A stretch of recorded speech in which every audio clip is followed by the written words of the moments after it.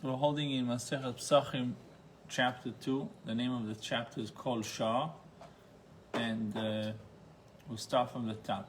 The Gemara says, "L'Rabbi, for the public's use." Rabbi Yehuda says, "Lo'itzeh sanatu l'Rabbi." So this is a continuation of the discussion that we had about Ola. That how do we know that you are not allowed to benefit from Ola? We know about eating. How do we know that you're not allowed to benefit from Ola? So the Gemara says, Tanya, this pasuk is needed for that which was taught in the following Vaita. Lochem, to you, comes to include in the Ola prohibition that which is planted. The Rabbi, for the public's use, Rabbi Yehuda, to you to exclude from the Ola prohibition that which is planted for the public's use.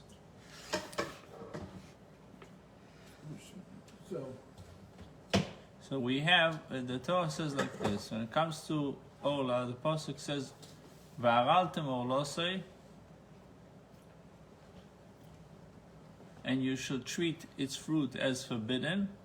And then it says, Ari limiu lochem, they shall be forbidden. So the Gemara says, "What I know about isur achila. Where is the isur ano? And I'm not allowed to eat it. Where do I know that you're not allowed to benefit from it also?" So according to Chizkiah and Rabbi Abahu, this pasuk indicates a prohibition against deriving benefit as well. It says double expression, so one is for achila, one is for ana. But according to the one who says that when it says lo ya'ochel, that you're not allowed to eat, it means it's inclusionary, meaning it's within it. Lo ya'ochel, you also have the isur ano, they're not allowed to benefit. So what do they learn from the double expression?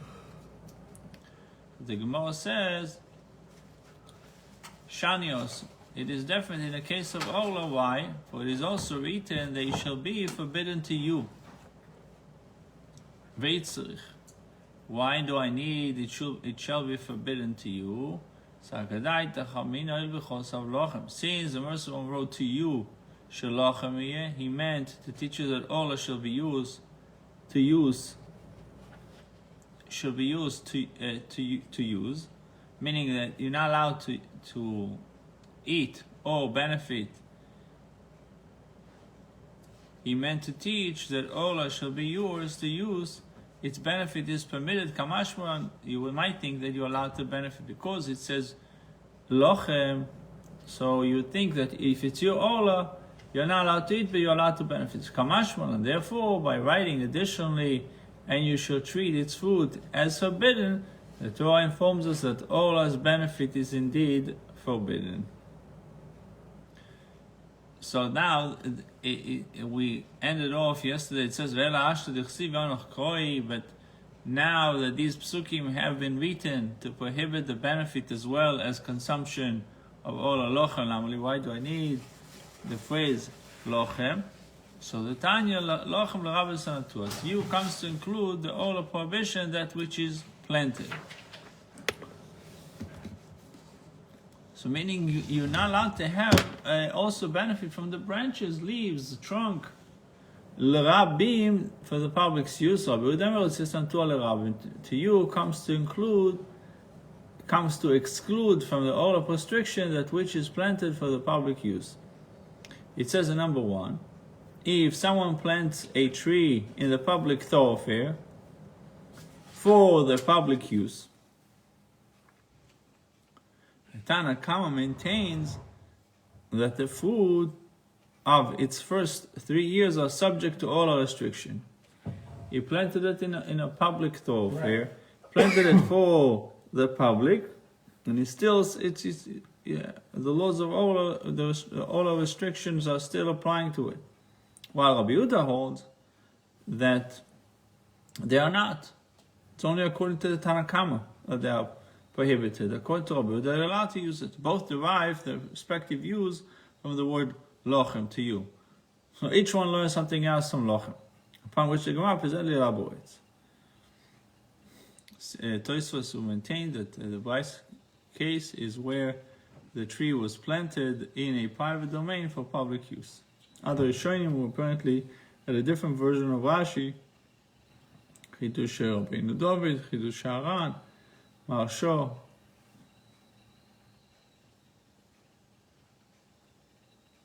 I thought we should not have benefit. Doesn't matter where you plant the tree. According to Rabbi Yehuda, it does. Yeah, we'll see how it goes. So far, according to Rabbi Yehuda, it's okay. If you planted it in a public domain or private domain, according to Tosfot, private domain for public use. This is a wild plotting, actually. So Let's see how this goes. want to open the door for him? Does he even hear him knock? I know he was coming. Remove it?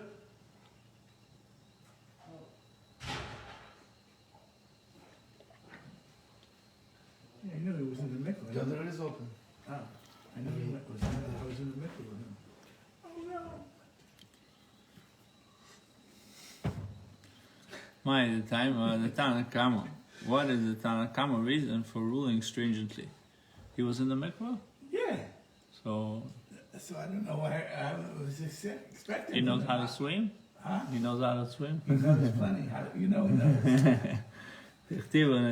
Because at the beginning of the Ola Pasuk it is written, when you come to the land, unetatem, then you need to plant. We have this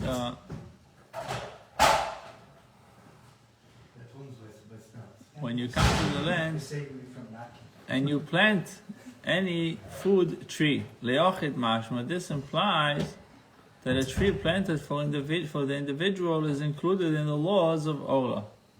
L'rabim loy mashma, but it does not imply that a tree planted for the public is included. It says, "Unetatem," you should plant. It is a commandment. Hashem tells us when you come to the land of Eretz Yisrael, you should plant trees. Unetatem. So it says, "Liyochid mashma." This implies that a tree planted for the individual is included in the laws of Ola. L'rabim, but does not imply that a tree planted for the public is included. Therefore, the merciful one wrote the superfluous phrase to you, to bring that which is planted for the public use into the Orla restriction.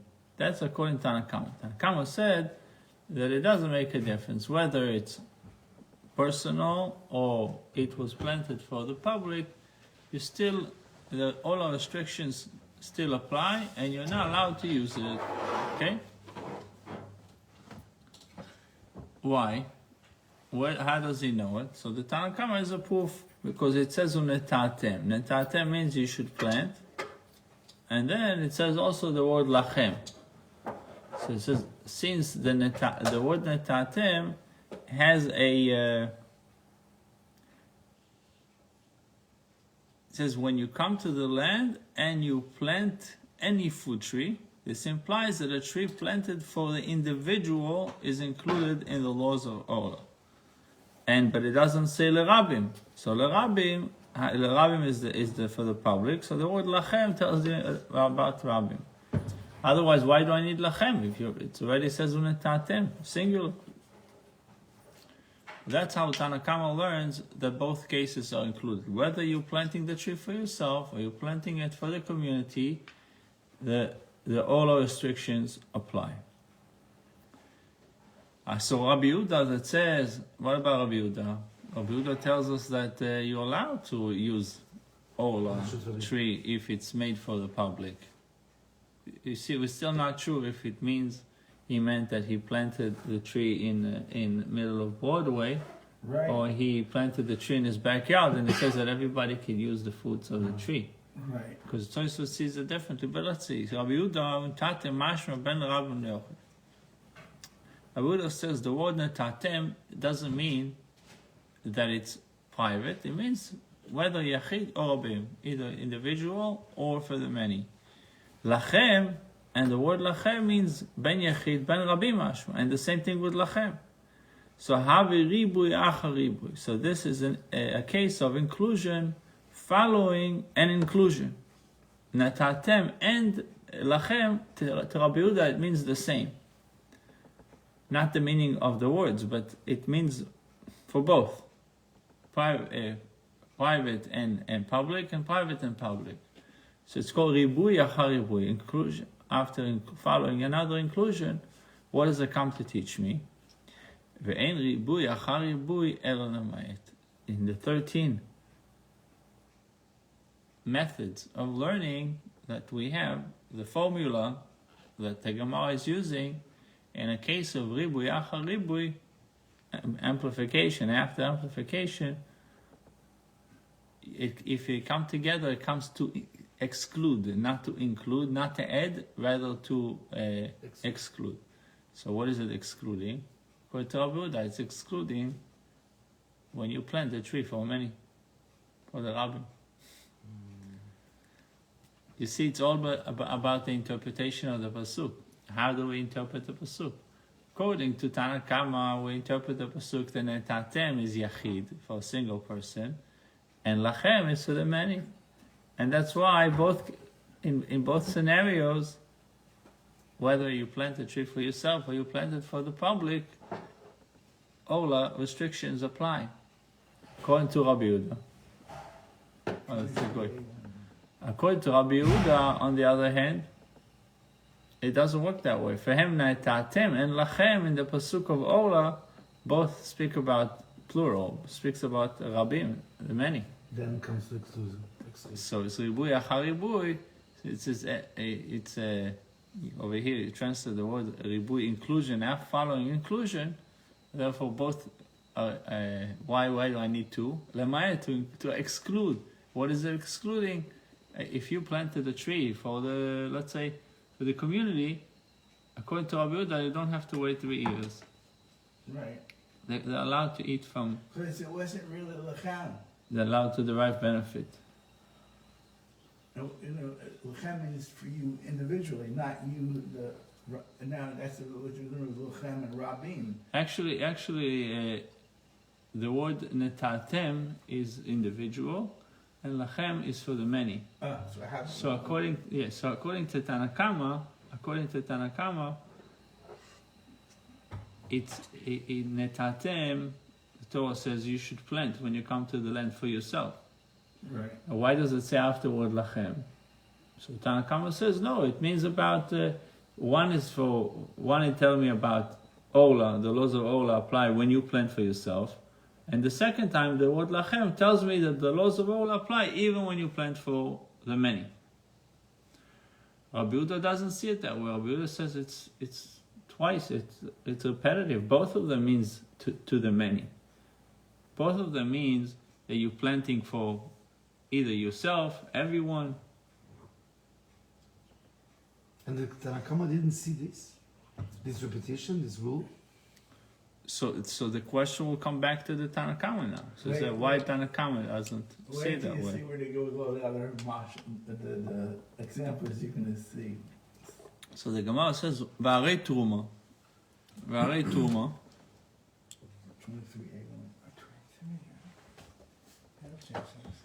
V'arei truma, but here in the case of truma, the Rachmana Omar v'chol zar lo yochal kodesh. The Torah says that a non-Kohen, which is called zar, is a foreigner, is not allowed to eat the truma. Utenan. Why? Because truma is consecrated, it's holy. Tenan. Me'ovin le'nozir b'yayin le'isor b'truma. We may make an eruv for a nazir with wine. Right? Remember, it's what we're speaking about, the laws of eruvin. You're going to put wine for him? We can not turn to drink. To use that as an eruv. But He cannot drink it, right? Right. Putting With obstacle in front. No, but it's not in front of his face. It's 2,000 amot. It's just to extend his reach, right? Like in the kitchen here with the matzah. Okay. So we're making eruv for a nazir with wine, alisor b'truma. So although the Israelite may not eat the food of his Eruv, the Truma, Yisrael is not allowed to eat it. He may derive benefit from the Eruv. Where does it say you're not allowed to derive benefit? Where does it say that a Nazir is not allowed to derive benefit from wine? He's not allowed to drink it, but derive benefit? A Nazir it can have a wine business. He cannot drink it himself. You can get hana from it. Alcoholic can run a liquor store, but it's difficult. But business Business. got to go. These bartenders are recovered alcoholics. Not, how many aren't recovered? That's a tough job for alcoholic to be a bartender, no? Because you're pouring all the time. Yeah. Might as well sell a yourself, and they get hooked onto it. Just Right? like putting me in a bake shop. So what's the point? What are they trying to tell us? So the Braita implies, by mentioning the case of Nazir, that you're allowed to make him an Eruv with wine and to make an Eruv with Truma. We don't see it, it's not so common in America, but in Israel, if you want to walk outside of the yeshuv that you're living in, whatever yeshuv you're living in, and there's a certain limitation of how much you can walk on Shabbos, right? It's Chum Shabbos. So in order to extend that Chum, you have to put an Eruv, you have to put food at the edge of the town. And so if you're a Nazir, can I put wine use wine as food? Or put Truma to Yisrael, putting Truma, you cannot eat it. So it says you're allowed. Could you portray food? It's the same question. I think it's the same. Well, the same question. No, you get this. I would say yes, but they didn't bring that case. I would say yes because you can. On one hand, no, because it's food that is disqualified from everyone, not just him. In this case, it's food that is just it's not fit for that specific person, because Truma is still edible for a Kohen. Wine is still drinkable for a regular person, not Nazir. But the point they're trying to make is that here's a case where you're allowed to derive benefit from it. You cannot drink it. You're allowed to derive it. So therefore, he's deriving benefit from it. That it enables him to walk an extra 2,000 amas. But isn't it supposed to be the food you or something you could eat? Yeah, that's my question. Yeah. So there's, according to one opinion, according to one opinion, when we were learning Maseches Eruvin, there was an opinion that says that it has to be edible, and then according to others, it needs to be edible for someone, not necessarily for yourself. Okay. So, assuming a doctor tells a person he's not allowed to eat donuts. If you eat donut, he dies. So, is donut not a food anymore? It's not. For him. So for everyone else, it is. I hear it. But let's see why they're even bringing it. So it says, the Baita implies, contrary to Rabbi Ava's opinion, that a prohibition against consumption does not include a prohibition against deriving benefit. Amar of Papa Shani also, the law there regarding Truma is different, and thus an exception to Rabbi Abba's rule. For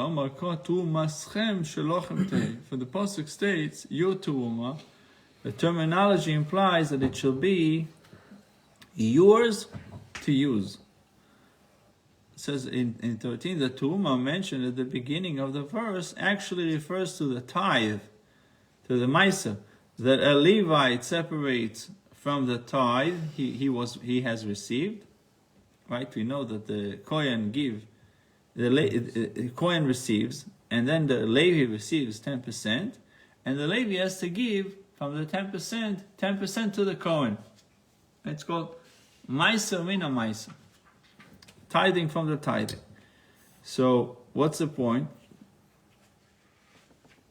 First, the tithe that the Levite separates from the tithe that he has received, an Israelite must give 1/10 of his produce to the Levite.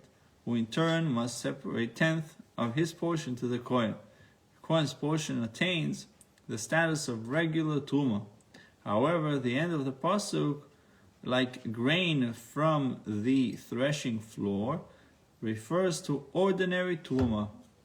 This joint appearance in one verse establishes an analogy, hekesh. What's the analogy? Between the two gifts. Therefore, the implication of the word Trumaschem, your teruma, that one may benefit from teruma, is applied to ordinary teruma as well. That you're allowed to benefit from the teruma. The Gemara questions the necessity of your teruma, terumatchem, according to Chizkiah. Why? Well, in Chizkiah's opinion, the prohibition "and no layman may eat of the holy" involves only eating. Accordingly, there is no need to expound from the other verse that its benefit is permitted. For what reason then did the Torah state Trumaschem? Veidach Trumaschem, and the other disputant Chizkiah explained Trumatchem Dechol Yisrael Koma, that the pasuk means to say your teruma of all Israelites. According to Chizkiah, the Torah did not write your teruma for exegetical purposes. Rather, since the Torah is directly addressing the Levites in this pasuk, it employs the familiar second person form, your teruma. The Gemara uses the Gemara's use of the term Israelite is imprecise, since the pasuk refers to the Levites, specifically to the Levites. The Gemara brings a proof from Nazir, V'arei Nazir. Regarding a Nazirite, the Rachmana Omar, Mechaltzanim ve'adzog lo yochal. A Nazir is not just barred from wine. He's barred from it says he's barred also from the grape skin to grape seeds. Grape skin. This is like really nothing. He's not allowed to eat that as well. And raisins. You can't eat raisins. Regarding Muslims, says anything made from wine, grapes, from grape skin to grape seeds, you should not eat. You know, you can make wine also from raisins. There's after the first use of the grapes for wine, there's a second batch that they can make. It's inferior in quality, but they can still make another batch from. Well, I don't know how many times they can do it, but there's a certain amount of time. But raisins are separate. Raisins are dried grapes. So Dried grapes, yeah. Right. In the transaction between the Kohen and V, giving the 10%, can I, if I am a friend of if I am a Kohen and I give him to a Levi, if I The Kohen doesn't give the Levi gives the Kohen. Yeah, no, but the first, when the Kohen receives, he Kohen gives. receives, no, he keeps it for himself. Turma Gedolah, whenever the Kohen So receives, Israel give to the Levi. Israel gives the Kohen and Israel gives the Levi. So when And this the Levi gives the Kohen. yes, 10%. so the first thing is Israel has to give the Kohen. That's Turma Gedolah. It doesn't say an amount. He can give as much as he wants. Gift. And Is then that 2% minimum? Gift. No. It's a gift. just a gift. And it says what is Ein Yafa, what is Ein Ra. The Torah speaks about what is a good eye, what is a bad eye, what is a middle eye. A good eye is 1 out of 40, a middle eye is 1 out of 50, and a bad eye is 1 out of 60. They gave us some kind of framework to work with. It's like you go to a restaurant. They're telling you the gratitude or tip that is given is Gratuity. like gratuity is what 18% or 20%, 50%. it's suggested gratuity would be a certain amount, right? But the Levi receives 10%, and that has to be counted. So he gives 10% of his 10% to the Kohen. Yes. The Kohen doesn't have to give to anyone, nothing. No. Good business. I was trying to think who is getting in actuality who is getting more, because the Levi or the Kohen, because the Levi gets 10% of the crop, the Kohen receives 1% of the Right. crop, but every Levi has to give. Every Levi receives 10%. 10%. Yeah, but so it could be that in the long run, it's like you're saying. But every Yisrael It's like you're has to saying, give. if I offer you 10 million, or I offer you compounded 1 cent a day. Right. So they ended up the compounded 1 cent. It turns into be much more than the Right. They did it on a chessboard. right. Originally it was with rice. Yeah, back when they had interest in the bank. 1 piece, 2 pieces, 4 pieces. 8, 16, and 32, and it Then it goes comes on. to, because it's 64. The Kohen doesn't give Maser? Or he has to give Maser? Kohen can do tzedakah, but he has no obligation. It's like a poor man. Poor man also has obligation to give tzedakah. No, Meister Shen, he has to be Meister Shen. But the problem with the Kohen, what the Kohen receives, it's consecrated. It has kedusha on it. So he's limited with who can eat it, who can touch it, who cannot. You can share it with other Kohanim. But he also has chulin of his own. Yeah, if he's in business, but most Kohanim were not in business. Okay. They did not. They were busy working in the Beis Hamikdash. So Rabbi, if I am a Kohen, and I have Just their shift. That's what upset the Hashmonim. They got screwed out of working their shift, so they started working.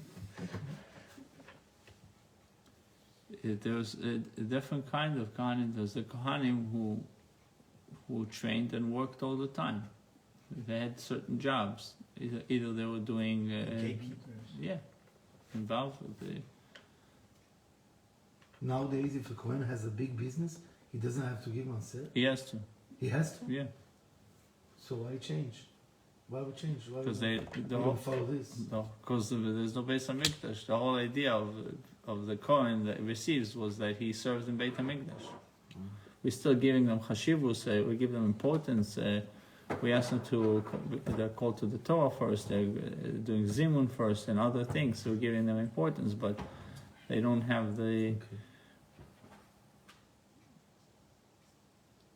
They say about the Kohanim that it's a little bit challenging for them to be a surgeon and Yeah, we're talking dealing about with blood and contaminating themselves. A corpse. They, It bothered this guy I worked with. He was a Cohen, and he was a surgeon, an orthopedic surgeon. Vari Nozir, but here is a Nozir. The merciful one stated from grape skin to grape seeds. I guess grape skin is going to be the raisins. You shall not eat. Utenan, and yet we learned in the aforecited Mishnah, Me'ovin le Nozir beyain. We may make an eruv for a Nozir with wine. Although the Nozir may not consume the food of this eruv, he may derive the benefit that the eruv affords. So the Baita implies, contrary to Rabbi Abahu's opinion, that a prohibition against consumption does not include a prohibition against deriving benefit, unless it's written specifically. But if it's not written, so two separate things. Not eating is one thing, but deriving benefit is something else. Right. It's not automatically, it says don't eat, it means don't derive benefit. And it's a question, I think, till this very day. If you're running a restaurant, can you decide one day, you know what, you don't want to sell it to Jews, you want us to make a non-kosher restaurant. I'm not allowed to eat treif, but I'm allowed to sell treif, right? Can I derive benefit from it? Huh? Not I had meat this and milk. situation. not You're at the cheeseburger. non-kosher restaurant, Yeah. right? Yes, I never try any food, but I sold. Right? What about cheeseburger? You can't sell cheeseburgers. You're benefiting from, Right. as we discussed yesterday, 2 years ago, the Oh, but door. a steakhouse. It's a steakhouse that if you sear the steak with butter, like Right. what the chefs are usually doing, it's a problem. How did you do your steaks?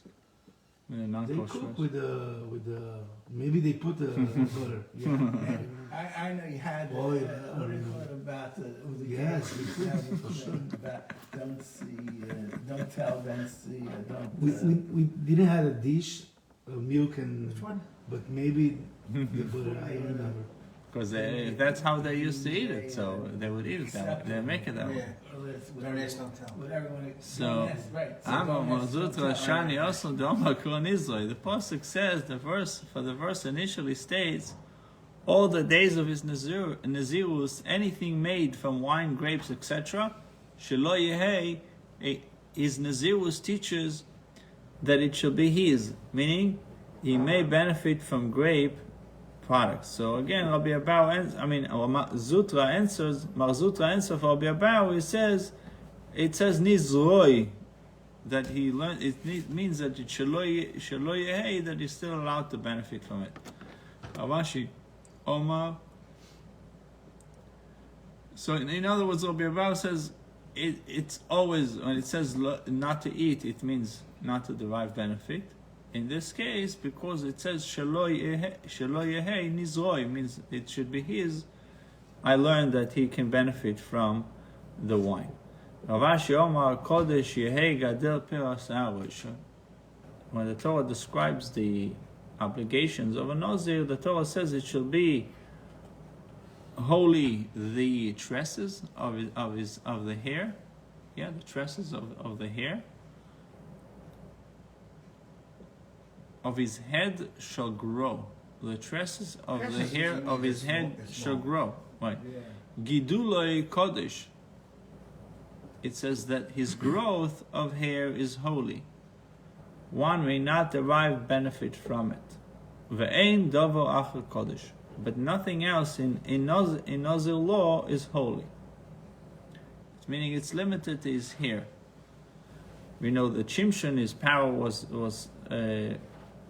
there as long as his hair was not trimmed. So by stating that a Nazir's hair is holy, the pasuk indicates that its benefit is prohibited.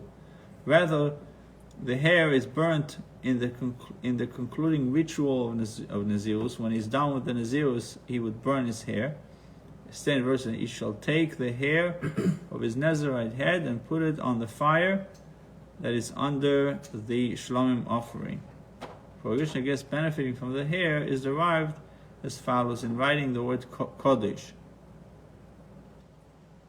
The word could also mean Kodesh, which refers to the status of Hekdesh belonging to the temple. The Torah wished to indicate that the hair of a Nazir is comparable to Hekdesh, and so is prohibited for benefit, meaning the prohibition of benefiting is limited to the hair and nothing else, in the case of a Nazir. So you can't use it to make shaykhs. Yeah, or any other benefit that one might derive from the hair. Use it as for the Like a fire, mattress or pillow for the fire. Only Shimshon have power because of the hair, or every Nazir, Every Nazir, his hair is considered holy. but the power, the strong. Law.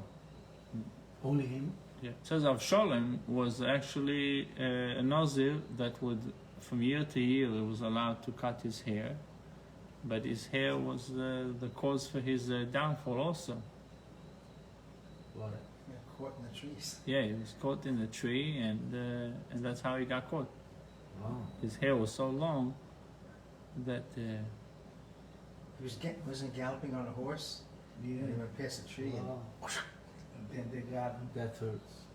What they did to him after him hurt worse.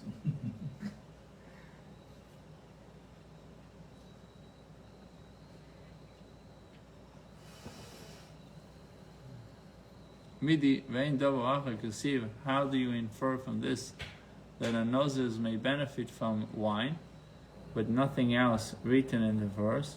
Ela machvata kedemazutra. Rather, the clear explanation is the one according to Mazutra. It says in 23, who learns from Mazutra learns that a Nazir may derive benefit from wine from the verse, his Nazirus, The Gemara does not discuss how Chizkiah interprets the elusive phrase as it did in the previous discussions. This question is addressed by the Rishonim.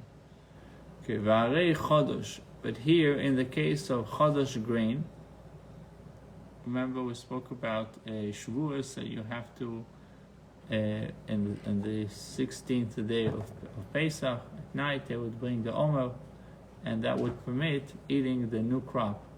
So it says, V'arei Chodosh, in the case of Chodosh grain, it's not yet permitted, it still has the status of Chodosh, it's new. Regarding which the Merciful One stated, bread or roasted kernels or plump kernels you should not eat until this very day, the 16th of Nisan. Yet we learned in a Mishnah, one, you're not allowed to eat, but you can derive benefit. For example, one may harvest not fully grown grain before harvesting the omer, and he may also feed the new crop to the animals. Clearly, one may derive benefit from the chodosh even though its consumption is prohibited. You cannot eat, but feed the animal. So Amar Shmaya Shani Osam. Shmaya says, in the case of chodosh, new grain is different. Why? Because the pasuk says, the Omar Kro Ketzirchem, which means your reaping. Ketzirchem Shalochem. The term your reaping teaches that it shall be yours to use.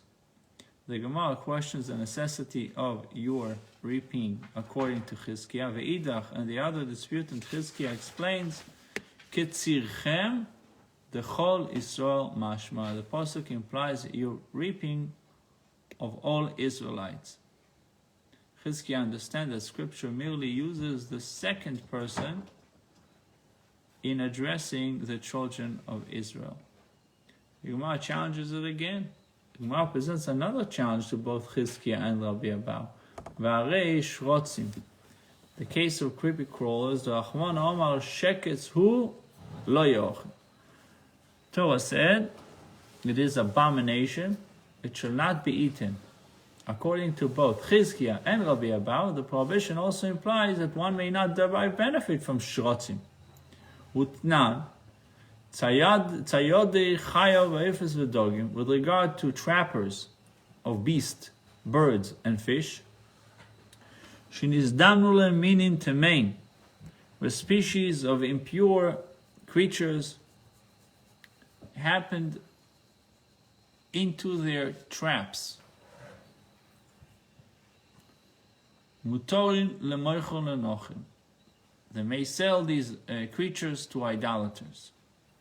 I remember one year I was in Muncie, probably driving back to Crown Heights, and I drove on Union Road, going to the I think 87. I don't remember. It's like the highway, and on the way I saw police that stops a pickup truck, and I see that in the back of the pickup truck they had a few deer in the back.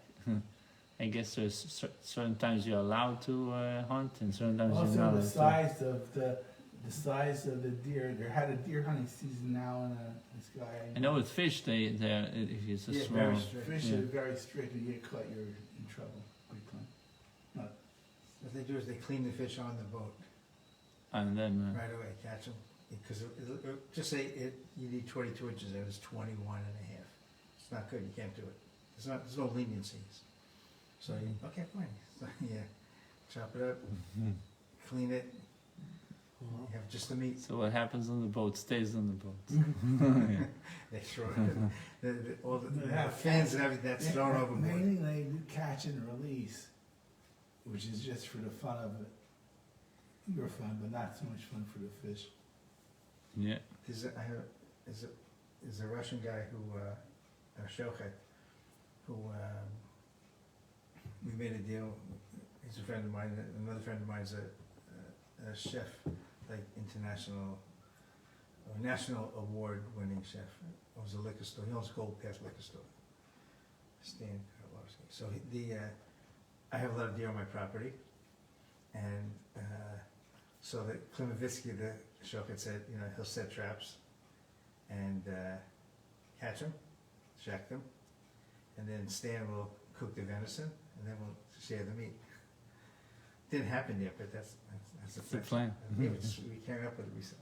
When is the high season now? It's starting? I don't know, I've been waiting for the phone call. Some of these deer are really big up there.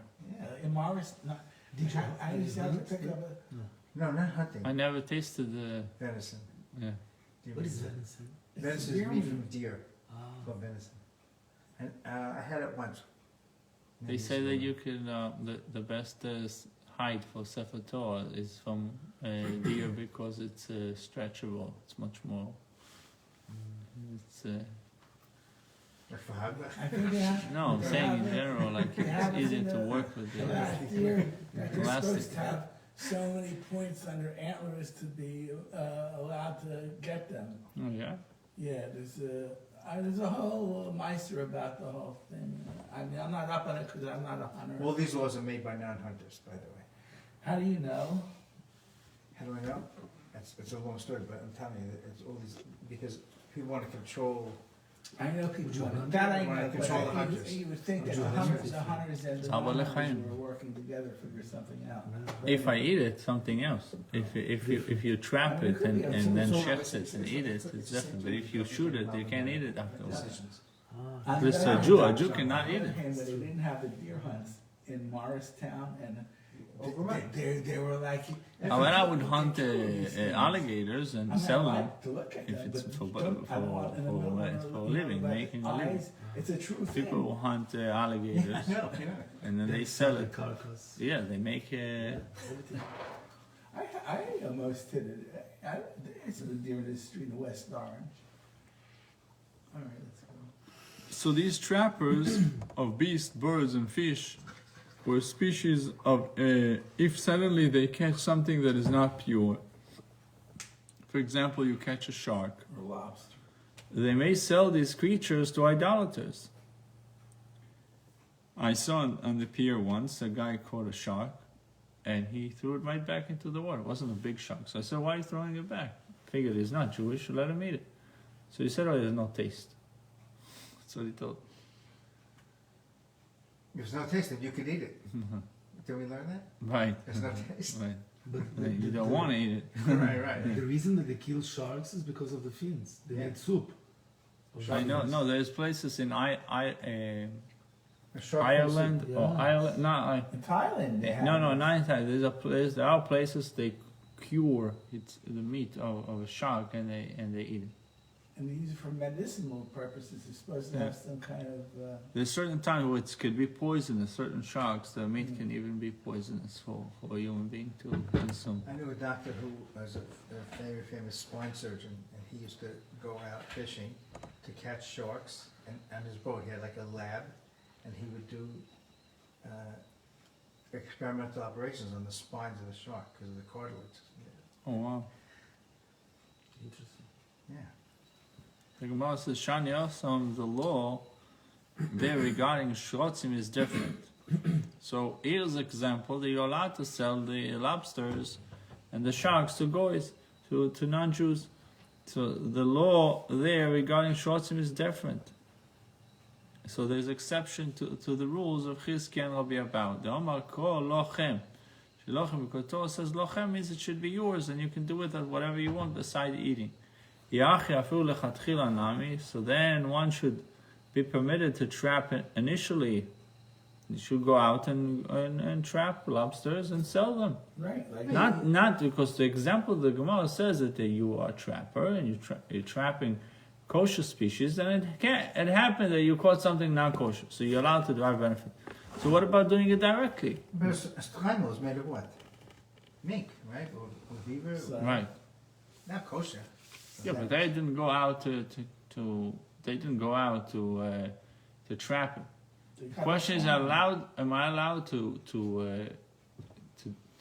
just to fish for lobsters and then and then to Right, I got the idea, but the lobster and then to shop, sell or them. whatever. or even have a what do they call those pools that they raise a Fisheries. it's a farm, a lobster farm. Yeah. So he says, "Shani ahochad amako iyu ba'avosin."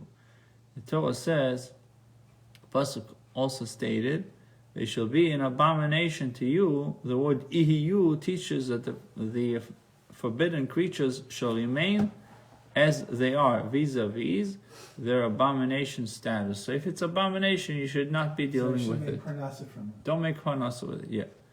If it's indirectly, you caught, you're trying to catch tuna and you caught a shark, so you shall sell the shark. So why did the Torah choose to write "it shall not be eaten," a passive phraseology that also prohibits benefiting from shrotzim? Umayti lochel mishrei, and then have to bring the phrase to you to permit their benefit. Lo lichtov achmona leochel v'lo boi lochem. Let the merciful one not write "it shall not be eaten," and it should not, and then you don't have to write lochem, and it would not need to write the word to you. My opinion, Chizkiah would respond, my opinion is indeed derived from here. That is, it is from this very shrotzim prohibition that I concluded that a prohibition in the form of "it shall not be eaten" implies a prohibition against benefit as well, unless otherwise stipulated. Finally, we're getting back to chametz. But here, in the case of chametz, the Rachman Amar lo yochel chametz. The Torah says chametz shall not be eaten, which implies that its benefit is prohibited as well. V'tanya Rabbi Yossi Aglili says to his disputant, "Tama al atzmecho, you should look with wonder upon yourself. How can you say that chametz is forbidden for benefit all 7 days of Pesach?" Rabbi Yossi Aglili maintains that one may benefit from chametz on Pesach, even though its consumption is prohibited. Clearly, a prohibition against consumption does not include a prohibition against benefit. You can't see the chametz. How are you going to have benefit? You're not allowed to see the chametz. Many ways. The goyim, you can have goyim working for you and making donuts and selling it. You can own a franchise of Dunkin' Donuts. Maybe Jews are owners of Dunkin' Donuts. Who knows? Could be the Jews are the major stockholders of these companies, and selling chametz on Pesach. What if you have stock in Dunkin' Donuts, for example? Yeah. It's a direct. If they're doing well, it's a benefit. Depends, I guess, how much say you have in the company. Yeah, unless you're Unless you're a major stockholder. Right. By the way, that's why I don't own any stock in Dunkin' Donuts. by the way, we should. You mentioned Yosef Safra or Sholem. I saw that he was very close to Chabad, and he gave a lot of money to Chabad. I heard yesterday that in 1977, 78, he came to the Rebbe right after the heart attack, and he gave imagine in the 70s he gave a check of $1 million to the secretary. He said this is for whatever is needed. Because they made a whole hospital, they flew in doctors, and that's a lot of money, and he paid it. And in general, he helped Chabad. A lot. Yeah. He was the richest guy from Brazil, and the richest banker of the world. Yeah, say even back then, he was estimated the net worth of 22 billion. Then. I know his daughter. You didn't marry her? You know how we were like in a place of a beach place, Yeah. but at night. Yeah. So the young people were together. We have a Barbecue? play how do you say? Music? No, the machine that ball goes and Yeah. you know. Pinball. Yes. So she went. You know what is it, Rabbi? Ping The pong? ball goes Pinball. Pinball, they got a place in Delaware, they have all the pinball machines. And you No. It's inside a machine. Electronic, electric. And you hit the ball, The ball goes up and you hit little flippers. oh, okay. So she went to this place, it was full. She had like 6 guys, Israeli guys, with guns. Yeah. Oh, and, watching her? Watching her. Only her. 6 big guys. We are small, kids. Watching her, every step she made, they were behind her. I saw this many times. Wow. Nobody should approach her. When somebody approaches, they went between. I saw this every time. she might figure out how It's to not go an off. easy life, right? For a kid, No. not No. an easy life. Oh. Yeah. You know, I said, why don't you marry it? My mother-in-law, who was very close to my mother-in-law, after we were married a few years, she says to me, Robert, you seem like a smart boy. Why didn't you marry money? My mother-in-law says no. Why didn't you marry money? Yeah. She laughed after she said it. Actually, my father said that he didn't want any of his children to marry money. So I asked him why. He said because they would. You're supposed to marry the person.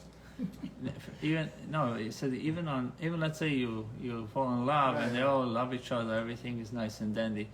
He says that after a while, whoever is the stronger side, the wealthy, would make the other side feel that we made you who you are, we brought you here, And you become dependent on them. Yeah.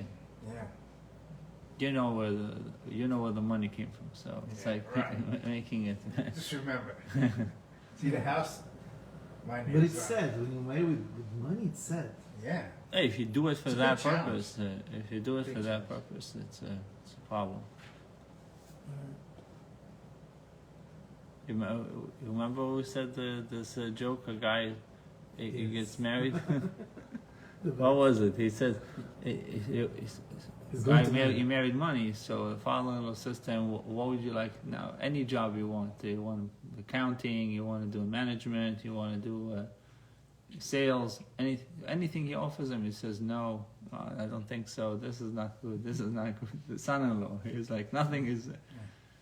So he says, "So what do you want? Like, how can?" So he says, "What was it? This Buy my car. just buy my half, and that's it."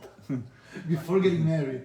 He said, So again, it says, "Just buy my half, and that's it." I'll buy my It's like if I have a half in the car, buy my half, give me my money, and let's call it a day.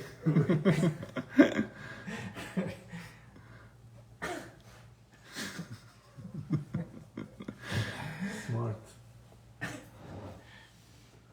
Yeah, but maybe that's the way. He doesn't want to get involved in anything. Keep it clean. So according to Rabbi Gamliel, is seemingly you're allowed to benefit from chametz kol shiva. Rabbi Yossi Aglili maintains that one may benefit from chametz on Pesach even though its consumption is prohibited. Clearly, a prohibition against consumption does not include the prohibition against benefit. So this is a challenge to Rabbi Abahu and Chizkiah. Shani also, the Gemara says, it says the pasuk states, "And leaven shall not be seen to you." Rabbi Yossi Aglili expounds to you to mean that it shall be yours from which to benefit. So again, licha is to you, and therefore you're not allowed to eat it, but you're allowed to benefit from it. You know, Winn-Dixie, I don't know, that bakery is still open. I don't know, they're still making stuff over there on Pesach, I think. No, the kosher area is closed, staped. Okay. Pesach. I didn't look that close. That's the one that has the pastures now? Yeah. Look, the thing is, the only issue is there might be because the bakery in Winn-Dixie, they're not preparing the dough, so they get frozen dough of whatever it is, and they just heat it, and then they give it to you. A Jew does the thing with Yeah, so before Pesach they have the freezers are still full with chametz. So, The question is if it was sold to a goy, if it needs to be sold to a goy since it belongs to a goy already. Who knows? I don't know who owns the franchise. Again, if it's privately owned I'm s- by I'm sure by you're in whatever. conversation with whoever's giving the action. Yeah, right? so it's just a. But if you get a hechsher, they make sure that you sell the chametz. Right. If any store, if you have a supermarket and you get a hechsher, they would make sure that you sell your chametz for Pesach. So the Rabbanon, how the rabbis deal with it? Because obviously the rabbis disagreeing with Rabbi Yossi Aglili and saying you are not allowed to benefit from chametz during Pesach. The rabbis who dispute Rabbi Yossi Aglili maintain shel choya taroeh, taroeh shel acherim, meaning you may not see, it's a lo yirah lecho so'er, you may not see your chametz on Pesach, but if you go to Publix and you see chametz, it's not a problem. But at taroeh shel acherim, you may see leaven of others, of Gentiles. V'shal gavoya, and the Most High, if it's hekdesh, you can also see it. V'idach, and the other disputing Rabbi Yossi Aglili, from where does he derive that one may see the leaven of Gentiles and of the Most High? Terei lecho kesiv. It says the word lecho twice in the pasuk. V'lo yirah lecho chametz, v'lo yirah lecho se'or. So it says twice.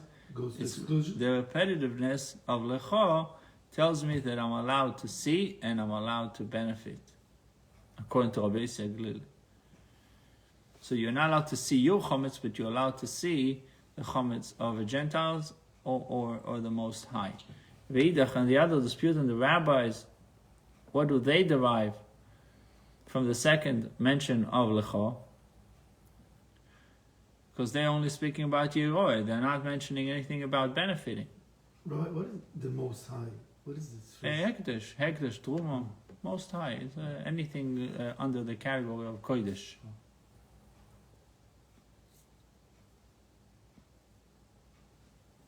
English can be tricky sometimes. If you translate the word Most High, what is It's it? Hashem. That's what it sounds like. Yes. Hektish, he says hektish right there. I mean, he uses the word Most High. Veidach, and the others dispute. Every translation is defective. Yeah. Nothing translates perfectly from one language to another. That's Right, you universal. must find that, right? You try to say something in a different I language. mean, even for Portuguese to Spanish, it's not perfect. Totally different. Bus, for example, bus. In Portuguese is ônibus. If you say the word in Spanish, bus, in Brazil, they kill you. It's the woman thing. Oh, The same word, the same. Oh. Where can I Good. find the bus? Where can I find out? That Yeah, could right, be. you wanna- I mean, because they have transportation. And there is a lot. There. If you ask men, maybe it's not going to be such a big problem. You ask a woman, there could be. Maybe.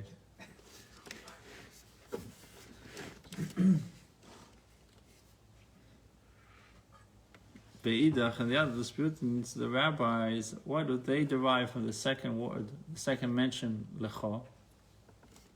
Chad benochi shekibashte, v'chad benochi shelo kibashte. Both mentions are needed to teach that you may see the leaven of Gentiles.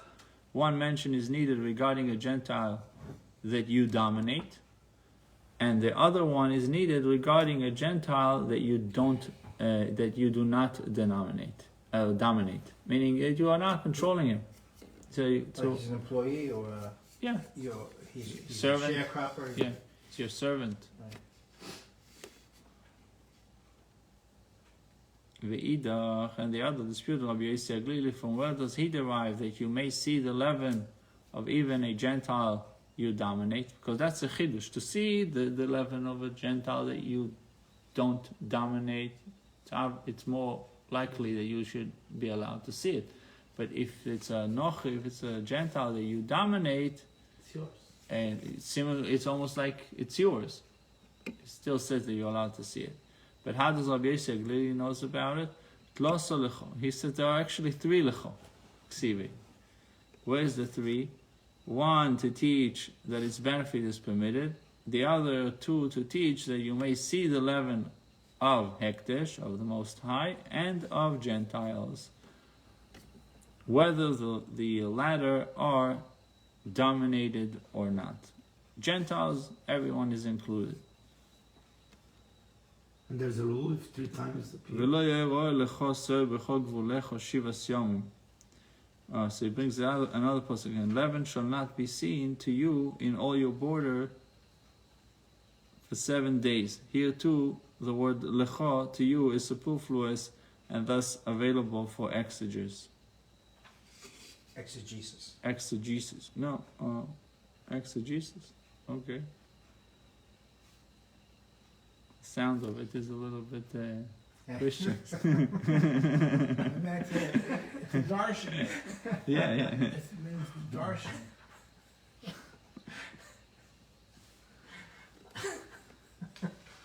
It doesn't work. Darshan works much better than exegesis. Even I can't say that stupid word. Either. I was surprised that now I know why he didn't correct me all those years. No, I heard you saying it yesterday. I'll leave it. You know? It's perfect.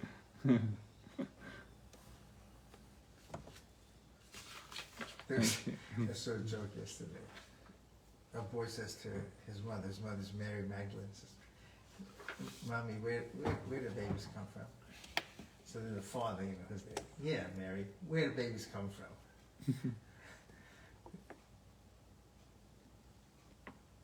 Well, we're waiting. Oh, I can't tell here. Okay, forget it. It's That's a that Christian kind of joke. There's the virgin birth. Right? Oh, okay. It wasn't with her. So the son Right. says, "But where do babies come from?" And then the father's there, supposed to be a virgin birth. "Yeah, Right. Mary, where do babies come from?" Yeah, but it wasn't. She wasn't. That's a different. It's a whole made-up thing, anyway. It was a different Mary. Mary, that was the one. That was the prostitute that he did. That she did chuba with Yashka. That's probably The that. more you get into any of these stories in that, it's crazy, crazy. Right. I knew someone who's a Catholic person in high school, good friend of mine, and she said the whole thing, nothing they say makes sense. And she was raised in that thing. Nothing they say it makes any sense, and you're not allowed to ask questions. I said, "Boss, it's the opposite. You're supposed to ask questions. How do you know? Where do you get that from?" Yeah. Really. Yeah, Non-stop. our friend Pinchas, he just get converted. Yeah. And he told every time he went to the church and asked questions, I didn't understand this and this. You don't have faith. Read Right. more. Right. Increase your faith. Right. No question. Don't ask. Because if you ask, you're looking to go, this doesn't make sense. And how can billions of people go? So I heard that they asked the father where do we come from, and the father said from the apes, Yeah. and the mother said that's his side That's of his the side of the family.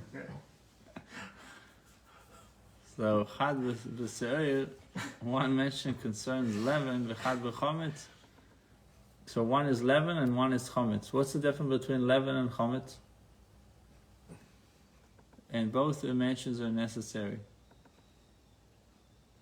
The chometz, it says in Exodus 13:7, the Torah says in note 51, it says in Exodus 13, chapter 13, verse 7, the Torah sets forth 2 prohibitions. A, that chometz shall not be seen, and B, that leaven shall not be seen. So technically, there is a difference between chometz and leaven. Leaven refers to basically inedible dough.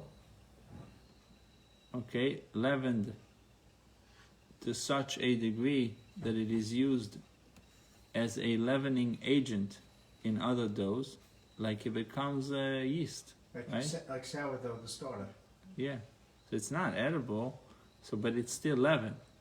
Chometz is an edible leavened dough or dough product. So now we know the difference. One is edible and one is not. Chometz is edible, leaven is not, but we still, They're both prohibited. yes. Lema Ketanori, let us say that Rabbi Abahu rule is debated by Tanoim in the following Baisa. Ye'oseh l'chol melocho, with regard to chelev, forbidden fats of an avela.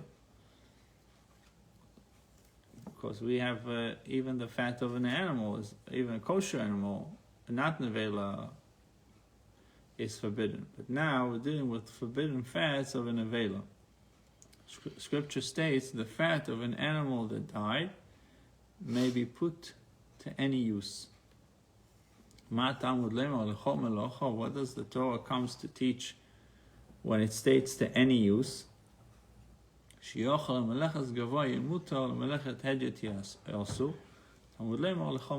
I might think that I'm only allowed to use the forbidden chelev for the Most High, for things that have to do with Beis Hamikdash, or maybe I can use them. I can Why use would you it. come to think that you use something forbidden? How's No, that make we're sense? getting back to this thing about eating and using. Eating Using it. chanoah instead Oh, of okay. eating. Yeah, so Okay. I think for Beis Hamikdash maybe I have special dispensation for Beis Hamikdash, but it's and for a regular person I should avoid it. Regular hediot, Nevela? regular, That's from not the just Torah. nevela, the forbidden fat of. So he says the chomelach. No, because the Torah clearly says you're allowed to.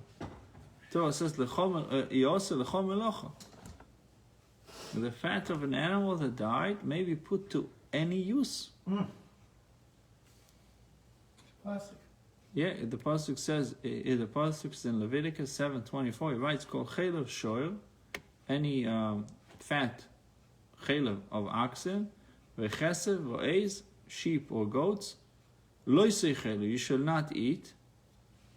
The pasuk prohibits the fat that when part of a shlomim offering are burnt on the altar, the hard fats, suet, S-U-E-T, suet, surrounding the stomach, loins and liver, these fats are known as chelev. Okay, so the hard fat surrounding the stomach, loins and liver are the forbidden fats. Permitted fats are called shuman. That's like the extra fat on the steak. That's shuman. That you're allowed to. Yeah, that's delicious. Yep. It's, Those are very healthy isn't fats it to eat, an man. artery clogger? No. Quite the opposite. Rabbi Menashe, tell my wife. I always told that for that. years. No, my Yeah, wife. they promoted that for years. My It's not wife true. always cuts it out on me. I have to, if I make a steak, I have to wash it. The fat that is on the steak. Yeah, but the chelev of the deer, you It's are very healthy. Right, Yeah. right. Very It's healthy. only be'ema. The The chayal Torah thing says, is- Like my- show my- chesed It's el. delicious. The Ox, chayal thing is yes, different. yes. I used to see that the first Pesach I was with them. We were engaged. I don't know if it has it and I though. wanted to eat like the. I think it wing doesn't of have the turkey. same. It's unhealthy. So the It's pasuk can't- cited the Gemara permits, where the pasuk says that one is permitted to use chelev, including the chelev of an avela. Because you know what, it makes sense what you're saying, because they say the marrow bone is healthy for you, but then the fat is not good. So how is it? And- Or both of them are not. Who knows? And my wife loves the marrow. Everything bone in and the chop. in moderation, everything is okay. Because people are getting fat, so I said, don't eat fat. But that actually works the opposite. But I agree with you. It's on not, that. the science doesn't bear it out. They have all kinds of studies showing that it does, but it's, Yeah, well, the same with the mask, but that's another story. it's not the case, in my opinion. What does the Torah come to teach when it says to any use? The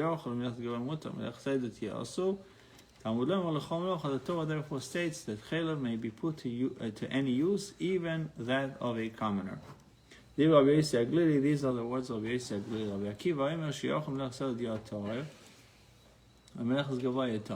Akiva learns it the other way around. One might have argued that for common work, for use with unconsecrated substances, chelev of nevela shall be deemed ritually pure. But for the work of the Most High, it shall be deemed ritually impure, as forbidden for benefit. Talmud Leimar Lechol Melocha. The Torah therefore states that chaylev may be put to any use, even with consecrated substances. So the difference between Rabbi Akiva and Rabbi Yossi Glili is, what is the even? I can use it, according to Rabbi Yossi Glili, self-understood that you can benefit for the Most High, and for Hediot, that's the Chidush. For a regular person, the Chidush is that I can use it also. And according to Rabbi Akiva, the Chidush is that you can use it for the Beis HaMikdash. The way you were thinking, you're saying for the Beis HaMikdash to use something that is unholy. But that's, according to Rabbi Akiva, that's the Chidush. For regular persons, okay, fine, he benefits from it. For the Beis HaMikdash, maybe you shouldn't benefit from something that is Tomei. He says, she's a Chelu of Nevela. But he said a good point that the Torah says, Shoyer, Kesev, and Ace, which means ox, sheep, and goat. Chelev of a deer, no problem. So if you catch the deer, you just have to make sure that someone knows what they're doing in terms of shchita and do it right. Oh, the shchita guy is, And they then- fly more over the world to do shchita. And then to do He spends a the lot of time in South America. and to do the checking of the lungs or what. Yeah. You know, there's the term chalak in shchita. Halak. Yeah, chet lamet kuf. So it means in translation, simple translation, it means smooth. So that when the shchita went okay, the animal didn't, he did exactly what needed to cut. He cut the esophagus and the trachea. And, yeah. No Didn't go too shots. deep. It didn't. There was no hesitations. Everything was smooth in shchita itself, and in the lungs, everything is fine with the animal. There's no wounds that would question the kashrus of the animal, and it's called halak. If there is a question, Chabad don't like to touch it. The moment there's a question, even though they decided that it's kosher afterwards,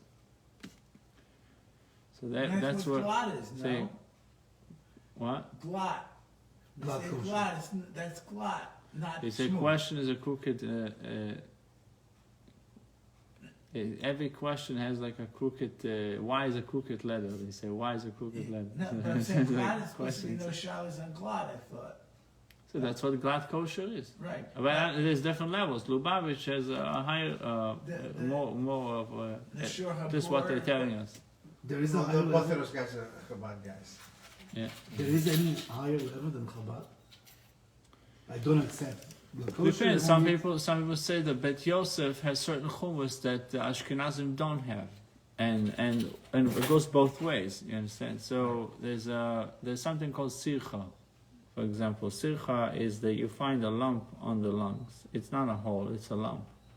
And there's in halacha there's a difference whether it's a veal, calf, or more a mature animal, and how if it comes out easy or it's like something that there's different. So basis if it's more machmir in this case, they have chumras that one is more machmir than the other in different things. So you can't say one is better than the other. It's a different. Carry it safe. view. They're crazy with which. But the best thing, if you can, don't eat meat. Or you're not. You're You're not gonna come with all these They questions. have the same thing with Holy Israel. I'm eating, but I'm It's just not- saying. it Yeah. also, I tried that for 11 months. I was vegan for 11 months. And That was enough. and My was kids it? started doing a lot of research because they go, Dad, what are you doing? It's not healthy. No, it was healthy for a short time for me. My personally. But daughter. then they all went like, with the more research they did, they said some of them went pure carnivore. You don't eat meat?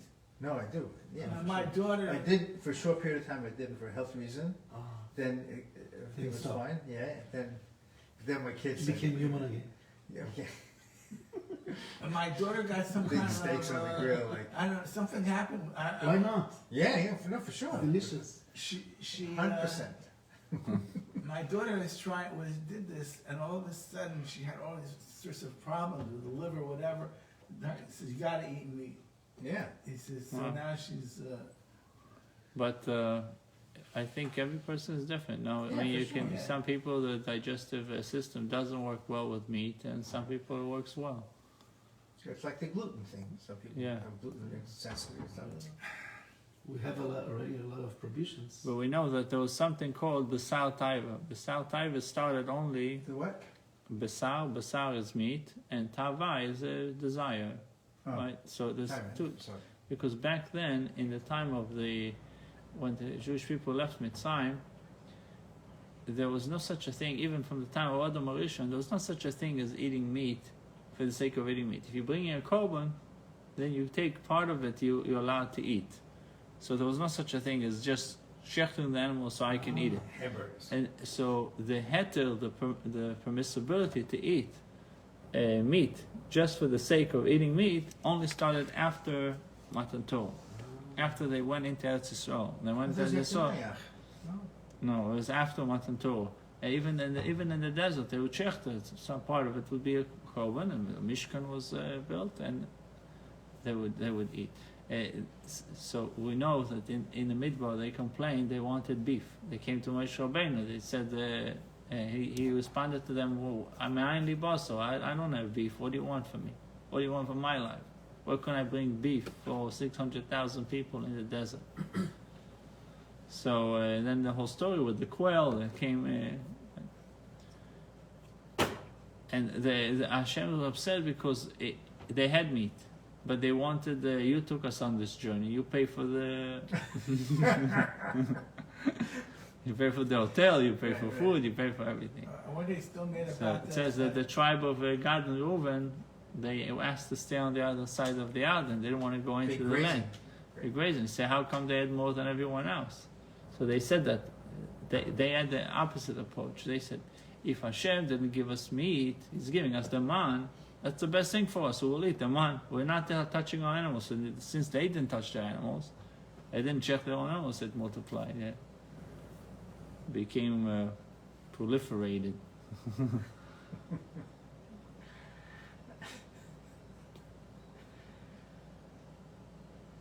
They wanted a fully hosted. But wouldn't we be more appreciative? Hashem gives us food. We should say, "Oh, thank you for your food, but we're gonna eat something else." And what's for dessert? Oh, the man had it all. I know. You had it all. You can have the piece. One bite you tasted the steak. The other bite you tasted. They had another agenda, which was the Arab. They were about the Erva. That was right when Hashem told them about all the things, not to be with your mother and all of these different, with the sexual stuff. No, that's what when they in general were complaining. They were complaining when they received the Torah. They heard about the laws of incest, right? And then they got pissed. Right. Because the first thing that they did after the golden calf, it says that Moshe Rabbeinu comes and he sees a party. Right. What was the party? So it says that they went back to the old ways. Yeah. Yeah. Old ways in terms of promiscuity. So that was the. Erva. It's two things. It says the Gemara says two things is very hard for people to detach from: gezel and arayos, which is thievery and immorality. It's these two things are. I'm rough. reading this book that the guy says is a Christian, and he says every empire went down because of these things that in history, and now look at America with the gays, the abortions, and this, you know, we're. But didn't they come out with the law that they can't play anymore in sport? Like men, as if somebody changed. No, not that part of it. Listen, but they made the law. You know, it's no big deal. Even a Democrat came up with this law. Yeah, well, that's because you're destroying the women by having men Competing with women. Yeah. Right, it's destroying the women. But how come they didn't jump on the? Because they're more into the transgender crap than they are into the women. No. So, for me to go to the, you know, this whole thing with the bathroom, which is disgusting. Everybody. No, the transgender thing. You know, like what's his name? That idiot, the Kardashian or whatever that guy that did the whole thing. No, but I'm saying they're more into the transgender. It's like No, wait 1 second. If God forbid you changed who you are and now you're a woman, right? Okay, so you can play I can go play competitively right. against But- women. but They said no, right? No, No, it's, they say it's, yes. it's No, still, no. I thought they they're, were just changing they're it. still fighting it. They're still they're being still fought fighting. out. I don't know how it's gonna. I So you think they can. should have a third third gender, transgenders against. And if you each tell other. you no, if let's say you're allowed to, and they tell you no, you can say it's discrimination, right? No, but the It's point is the immorality of the Right. is bringing down the country. Right. And Gessel was this election. Gessel's Right. and this is the biggest Gessel. Yeah. Socialism is I know. left. Yeah, but Redistribution of wealth means you have money, I don't, I'm taking yours. Once you I mean, legally. right. Yeah. But once you destroy the integrity of the election, everything else That's- goes. Misappropriating money. I was in the store, and I went in a department store, and they asked one of the clerks, a woman, I said, where's the men's room? That's man. Yep. Anyway, And playing with the girls. Go to Olympics. You got to see the. I didn't know it's men. It Strong. looks- Yeah, because it's a man. They got this. the Yeah, arms. right, Double the because it's a money. man. I was in the department store, and I asked the lady, where's the men's room? She goes, I don't know. I said, okay, so where's the women's room? She went, I said, I'm only kidding. Good morning. Good morning. Okay. Sure. Perfect.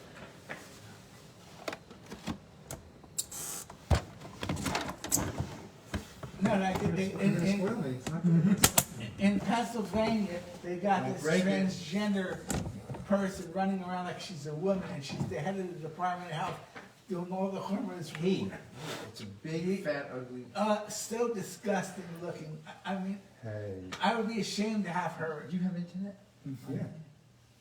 So Rabbi Yisrael Glili, Letumo Tol Itzircha, ritual impurity and purity, a pasuk is not needed. Ki Itzir Kol Isur Ve'eter.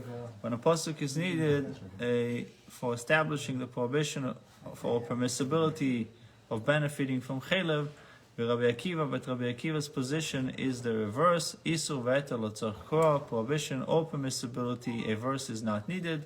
Ki tzurka, when a pasuk is needed only for ritual impurity and purity. My love ba'kamiflege. What is the crux of these Tanoim's dispute? It is not that they argue about this rule of Rabbi Abau, that achila would mean hana also. The Rabbi Yisrael Savar Teichlu, Rabbi Yisrael says the word Teichlu, mashma implies or means ben isu achila ben isu hana. Prohibition against consumption and prohibition against benefit. And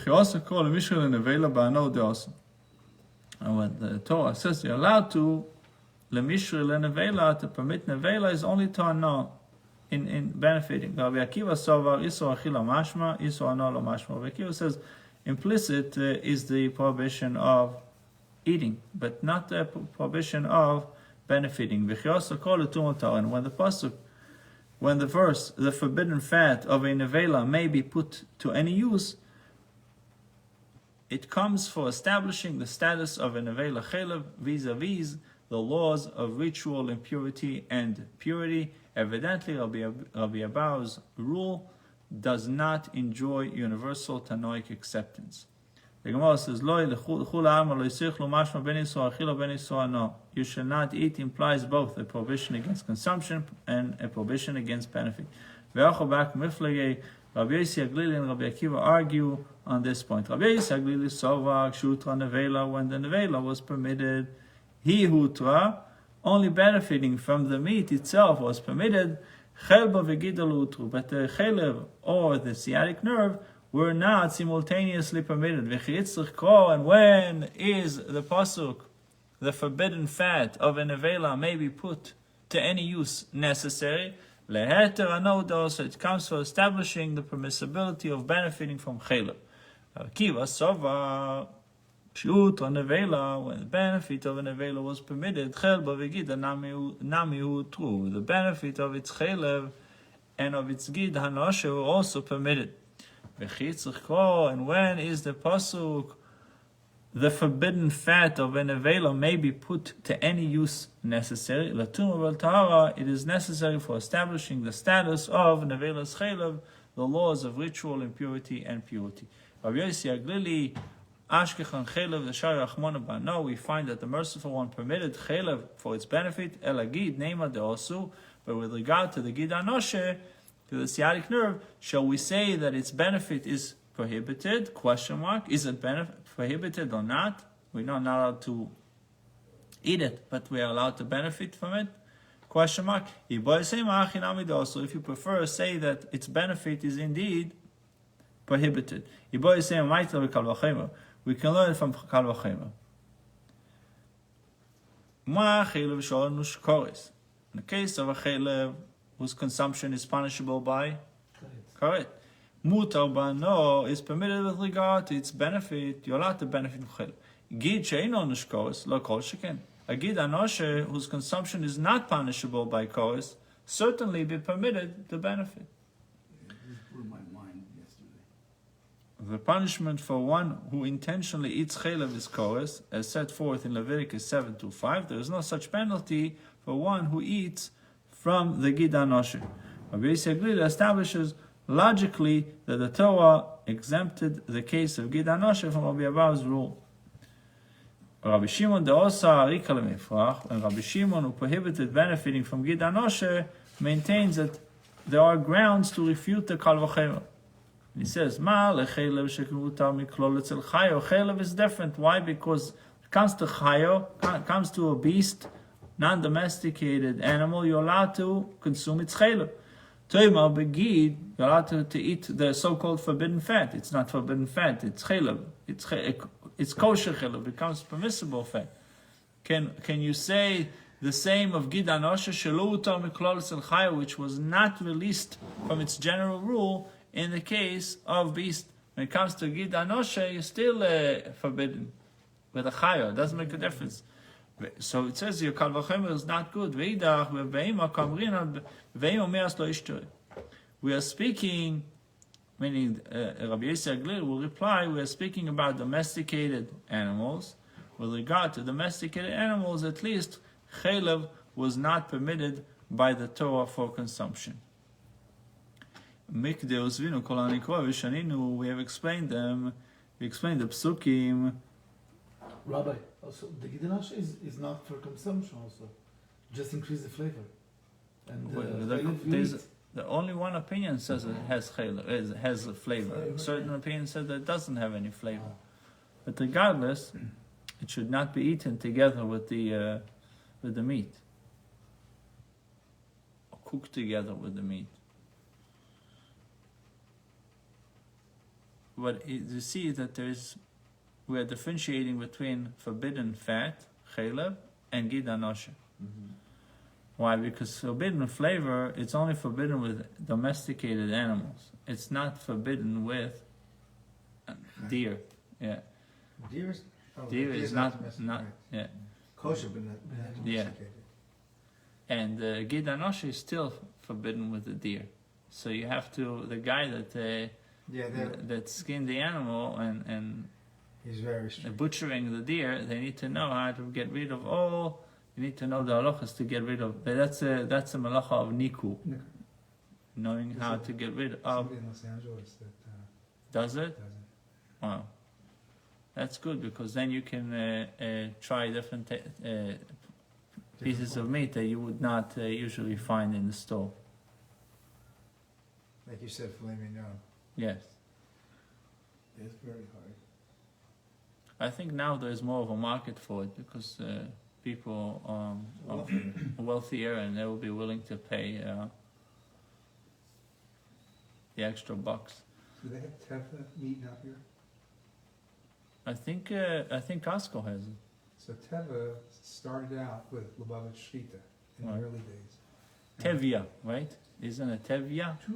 Tuvia No, or it's Tuvia? Tevia. Tuvia is the cheese. No, Anyway, there's also okay, maybe I'm not sure. Anyway, he would do the knicker for teva, and then they did away with Lubavitch Shchita, so a lot of people Wow. got away from it. But he was masterful. Because I was told that Bashkin, the plant, they would only process the Okay, well, front part of the cow, the first part of the cow. The back they would sell it to non-kosher, even though it's kosher, but they didn't want to deal with all the sinews and veins and that are. So it says mikdius v'nu kol. With regard to domestic animals, at least chaylev was not permissible. It said mikdius v'nu kol anikoi. Now that we have challenged Rabbi Abba with all these psukim v'shaninu and have explained them, Chizkiah Rabbi Abba my pligi. Regarding what cases do Chizkiah and Rabbi Abba disagree? B'chometz v'Pesach v'aliba derabon. Regarding chometz on Pesach, according to the rabbis. B'shir aniska v'aliba derabon. And with regarding to the ox, that is to be stoned according to all opinions. So if he shechted, can he benefit from the carcass? Chizkiah nafik lei min lo yochel. Chizkiah derives the prohibition against their benefit from the fact that each passage contains the passive it shall not be eaten. Rabbi Abba nafik lei min avela. And Rabbi Abba derives it from the passage of avela. Make the vein lamar uvein lamar. Didn't we solve that problem already? That the animals that get stoned. They're bringing it back up again. Yeah, chometz and shera niska. These two things. They're comparing it. Mikde ben lemar uven lemar asum bano, but now that both according to Chizkiah and according to Rabbi Abba, asum bano, chometz on Pesach, and the ox that is to be stoned because it killed people, so you're not allowed to benefit from it, even though you shecht it instead of stoning it. Before. You shechted. You're trying to be a wise guy, and you shecht it before it was stoned. You're not allowed to benefit from it. Are prohibited for the benefit might be now. So what is the practical halachic difference between them? Between Rabbi Abba and Chizkiah, seemingly they're saying the same thing. So the difference between them is regarding chulin, unconsecrated animals that were slaughtered in the azor, in the temple courtyard, which they were not supposed to be shechted there, because you cannot shecht unless it's a korban. You're not allowed to use the Beis Hamikdash as a butchering place. So, chulin shenishchatu ba'azor, unconsecrated food, shechted in the Beis Hamikdash, it's wrong. So now, are you allowed to benefit from that meat? Chizkiah sovar lo yochel l'mautani. The form it shall not be eaten comes to exclude these cases of chometz on Pesach and the ox to be stoned, teaching that their benefit is forbidden. Oisoi, the word oisoi, l'ma'ute chulin shenishchatu ba'azor, and the superfluous word it, written in the passage of Treifa, comes to exclude unconsecrated animals that were slaughtered in the temple courtyard from the dispensation given to a Treifa, teaching that their benefit is prohibited. Rabbi Abba Sova, on the other hand, comes Rabbi Abba and says, Oiso l'mautani, the word oisoi, it comes to exclude these cases of chometz on Pesach and the ox to be stoned from the dispensation given to Treifa, teaching that their benefit is prohibited. Chulin shenishchatu ba'azor lav d'oraisa. When it comes to chulin that were shechted in the courtyard, they are not d'oraisa. They are not biblically prohibited. Yosef Omer Rabban Kamed Rabbi Shmuel ben Nachmani, Yosef Kamer Mishped Rabbi Yeshua ben Levi, Menayin lecholisun shebater. From where do we derive with regard to all prohibited items that are mentioned in the Torah? Just as they are prohibited for consumption, so too they are prohibited for benefit. Just because it says that you're not allowed to eat it, how do I know that I'm not allowed to benefit from it? Umayniu. And what specifically are these items of which I speak? Chometz on Pesach v'shor niskal. For example, chometz. Why can I benefit from chometz on Pesach? It says I shouldn't eat it. Maybe I should be able to benefit from it. V'shor niskal, in the case of the ox that is to be stoned. How do I know that one is forbidden to benefit from them? So menayin, the Gemara says menayin. You're asking me from where? Typically mi lo yochel. Learn it, Chizkiah. Learn it so far from the word lo yochel. If it means lo yochel, it also means not to benefit. So the Gemara says, by 1 second, lo yochel iso achila mashma, le iso anolo mashma. Lo yochel means not to eat. It doesn't say not to benefit. Typically nevela derive the benefit prohibition from the case of nevela, from the passage of nevela. What was the passage of nevela? Derived from, it says in 27, derived from the Torah's need to permit the benefit of a nevela, even though only a prohibition against consumption was stated. that in the absence of such express sanction, a prohibition against consumption implies a prohibition against benefit. Rabbi Yeshua ben Levi holds like Rabbi Yehuda, who said that the Torah words in a Nevela passage are to be understood exactly as they are written. Rabbi Yehuda understood that the Torah was not coming to sanction the benefit from a nevela, rather it was only prescribing the manner of conveying the nevela, gifting the nevela to a stranger, selling it to an idolater. Remember, we said to the ger, to the stranger, you're allowed to gift it, and to idolater, you're allowed to sell it. Hence, the nevela passage cannot be the source to teach that the consumption prohibition of chametz and the ox also prescribe their benefit. So the Gemara says, it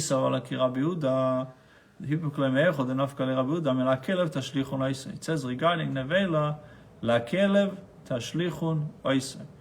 With the superfluous word it found in the verse, you shall cast it to the dog. Why does he seek a different source? The prohibition against deriving benefit from unconsecrated animals that were slaughtered in the temple courtyard is biblical. Menayin, how do we know? Dichtiv v'chol chatos asher yuva midamo. It's written, any chatos, sin offering, from which some blood has been brought to the tent of meeting to effect atonement within the holy, shall not be eaten. It shall be burnt in fire. Why? Now, it was unnecessary for Scripture to state it shall be burnt in fire. For the reason cited below, so what reason does Scripture state it shall be burnt in fire? If the passage is not applicable to its own context, for we already know that the offering is burnt, since it is written elsewhere, and behold, the chatas offering has been burnt. Assign it an application to all other prohibited items that are mentioned in the Torah, chametz and Pesach, and the ox that is to be stoned, that you should not benefit from it. So we'll continue this, God willing, tomorrow. After this, I was getting confused about the difference between the veil and treifa, because I was like, I learned this yesterday by myself, and it was like my head blew up. Yeah. From the difference between I'd like to see a video. the veil.